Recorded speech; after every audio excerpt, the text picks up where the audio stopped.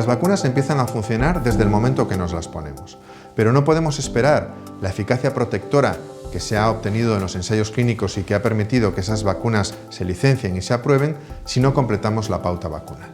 Las vacunas necesitan un tiempo para que nuestro sistema inmune se active y aprenda a defenderse, siguiendo las instrucciones que estas vacunas producen en nuestro organismo, para generar una respuesta competente, eficaz, neutralizante cuando nos encontremos con el virus de forma natural. Eso no quiere decir que desde el primer momento en que nos vacunamos no tengamos cierto grado de protección, pero los números de eficacia vacunal de los que estamos hablando, el 95% de la vacuna de Pfizer-BioNTech o el 95% de la vacuna de Moderna, solo se obtienen cuando se han completado las 2 dosis vacunales y ha transcurrido al menos una semana de haber completado esa pauta vacunal.